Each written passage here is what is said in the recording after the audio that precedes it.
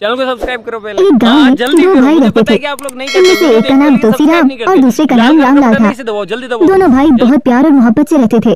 दोनों के पास बाप दादा की थोड़ी बहुत जमीन थी। उस जमीन में दोनों भाई खेती बाड़ी करते और अपने घर का खर्च चलाते थे।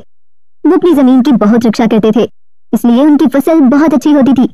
एक बार यूं हुआ कि उनकी फसल बहुत अच्छी हुई। फसल बेचने के बाद उनके पास बहुत सारा पैसा आ गया। इतने सारे पैसे मिलने के बाद उन दोनों ने सोचा कि अब हम शादी कर लेते हैं।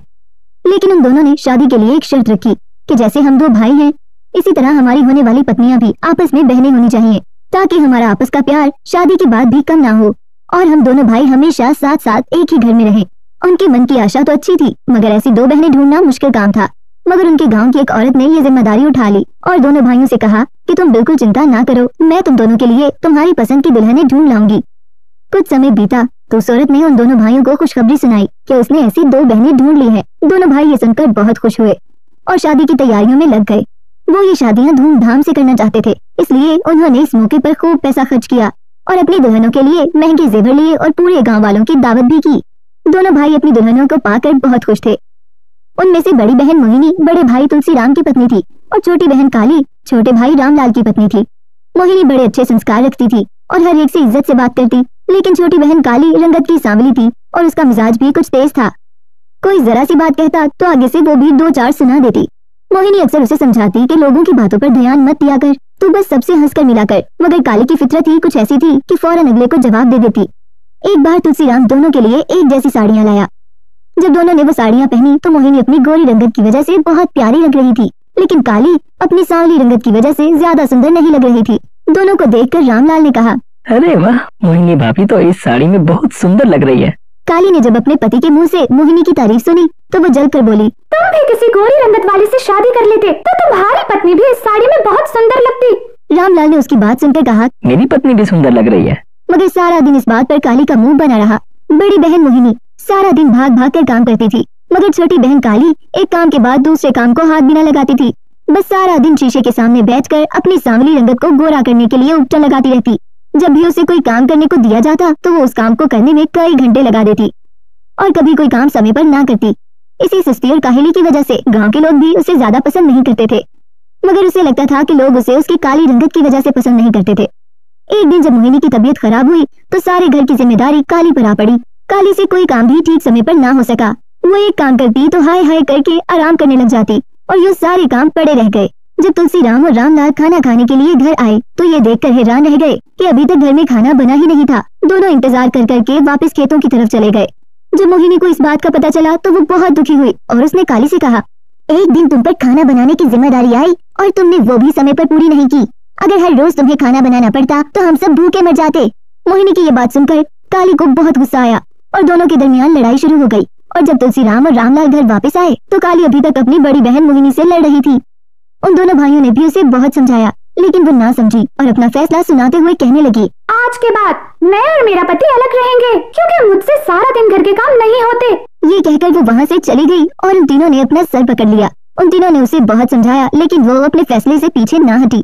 3 दिन तक वो अपने कमरे में बंद रही। अब मोहिनी ने तुलसीराम और रामलाल को समझाया, काली मेरी बहन है, इसलिए मैं उसे अच्छे से जानती हूँ। वो जिद की बहुत पक्की है, इसलिए अपना फैसला कभी नहीं बदलेगी।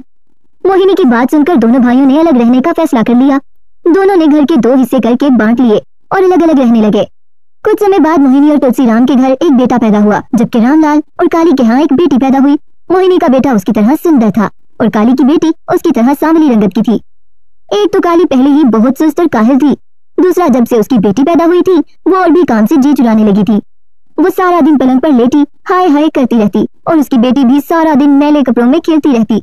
और दूसरी तरफ उसकी बड़ी बहन मोहिनी अब भी घर के सारे काम भाग भाग कर करती और अपने बेटे को भी हमेशा साफ सुथरा रखती। इतने प्यारे बच्चे को देखकर सबका दिल खुश हो जाता। अब गांव से जो भी उनके घर आता वो मोहिनी के घर और उसके संस्कारों की तारीफ करता। काली ये तारीफें सुनकर मन ही मन में जल जाती और सोचती कि मेरी बहन मोहिनी सुंदर है, इसीलिए सब लोग उसकी तारीफ करते हैं। काली कोई काम भी समय पर ना करती, इसलिए उसके घर में रोज ही खाना देर से पकता, जिसकी वजह से रामलाल रोज ही भूखा रह जाता। मगर एक दिन जब वो अपने भाई और भाभी के घर गया तो उन दोनों ने उससे खाना खाने को कहा और वो खाना खाने बैठ गया। उसने इतना स्वादिष्ट खाना कभी नहीं खाया था। उसके बड़े भाई तुलसीराम ने कहा, मैं अच्छे से जानता हूँ कि तुम्हारी पत्नी तुम्हें समय पर खाना नहीं देती, इसलिए तुम रोजाना हमारे घर खाना खाने आ जाया करो। रामलाल ने अपने भाई की बात मान ली और रोज उनके घर खाना खाने लगा। जब काली को इस बात का पता चला तो वो बहुत गुस्सा हुई, मगर रामलाल ने उसकी एक ना सुनी और उसे चुप करा दिया। ये देखकर काली बहुत दुखी हो गई और जब उसकी पड़ोसन कमला उससे मिलने आई तो काली ने उसे अपने दिल की बात बता दी। ये सुनकर कमला बोली, मुझे लगता है तुम्हारी बहन मोहिनी ने जादू करके तुम्हारे पति को अपने वश में कर लिया है। मुझे भी यही लगता है। हाय, अब मैं क्या करूं? उसकी पड़ोसन कमला ने उसे तसल्ली दी और कहा कि वो गांव की दुर्गा जादूगरनी को जानती है जो तुम्हें ऐसा मंत्र बताएगी जिससे तुम्हारा पति सिर्फ तुम्हारा ही दीवाना बन जाएगा। ये बात सुनकर काली बहुत खुश हो गई और कमला से कहा कि तुम जल्दी से दुर्गा जादूगरनी को मेरे घर ले आओ। और जब दुर्गा जादूगरनी उसके घर आई तो बोली, तुम्हारी बहन मोहिनी ने तुम पर एक खास मंत्र पढ़कर अमल किया है, क्योंकि वो चाहती है कि सब लोग उसे पसंद करें। वो और उसका पति तुम्हारे पति की जमीन पर भी कब्जा करना चाहते हैं, लेकिन मैं तुम्हें ऐसा मंत्र बताऊंगी कि उनका अमल बेकार हो जाएगा। दुर्गा जादूगरनी की बात सुनकर काली बहुत खुश हो गई। वो भी यही चाहती थी कि सब लोग उसे ही पसंद करें और उसकी तारीफें करें, बिल्कुल उसकी बड़ी बहन मोहिनी की तरह।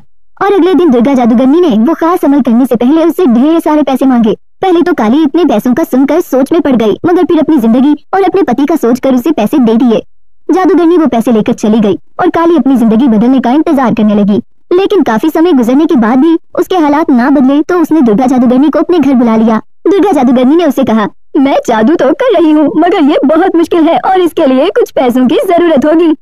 काली ने ना चाहते हुए भी उसे मजीद पैसे दे दिए। जब भी काली की बड़ी बहन मोहिनी उससे मिलने आती तो वो मुंह बना लेती। मोहिनी उससे बहुत समझाती कि अपने घर और पति पर तवज्जो दिया करो और घर के कामों पर ध्यान दिया करो, लेकिन काली उसकी बातें एक कान से सुनकर दूसरे कान से निकाल देती। उसे बस दुर्गा जादूगरनी के जादू का इंतजार था कि वो कब पूरा होगा और कब उसकी जिंदगी बदल जाएगी। इस साल तुलसीराम और रामलाल की फसल बहुत अच्छी हुई थी, जिससे उन्हें बहुत मुनाफा हुआ। एक दिन रामलाल ने काली को ढेर सारे पैसे दिए और कहा कि इन्हें संभाल कर रख लो। काली ने वो पैसे संभाल कर रख लिए, मगर जब अगले दिन दुर्गा जादूगरनी उससे मजीद पैसे मांगने आई तो उसने मजीद पैसे देने से इनकार कर दिया। उसका इनकार सुनकर दुर्गा जादूगरनी ने धमकी देते हुए कहा, अगर तुमने मुझे पैसे नहीं दिए तो मैं ऐसा जादू करूंगी कि तुम्हारा पति मर जाएगा और तुम हर जगह जलील हो जाओगी। जादूगरनी की ये बात सुनकर काली बहुत डर गई और उसने बहुत सारे पैसे उसे दे दिए। 2 दिन बाद जब रामलाल ने उससे पैसे मांगे तो वो बहुत कम थे। वो बहुत हैरान हुआ और काली से पूछा कि बाकी पैसे कहाँ गए। उसके गुस्से से डरकर काली रोने लगी। उसके रोने की आवाज सुनकर मोहिनी और तुलसीराम भी आ गए। पहले तो काली ने उन्हें कुछ ना बताया, मगर जब मोहिनी ने उससे पूछा तो उसने सब सच सच बता दिया। ये सुनकर सब ने अपना सर पीट लिया। तुलसीराम और रामलाल उसी वक्त दुर्गा जादूगरनी के घर गए और उससे सारे पैसे वापस ले लिए और उसे अच्छी तरह मारा पीटा ताकि वो आइंदा किसी के साथ ये फ्रॉड ना कर सके। और फिर उन तीनों ने मिलकर काली को समझाया कि इन फजूल कामों में समय और पैसा बर्बाद नहीं करना चाहिए, बस अपनों के साथ मिलजुल कर रहना चाहिए, इसी में फायदा है। उनकी बातें सुनकर काली ने उन सबसे माफी मांगी और फिर वो चारों पहले की तरह एक ही घर में हंसी खुशी रहने लगे।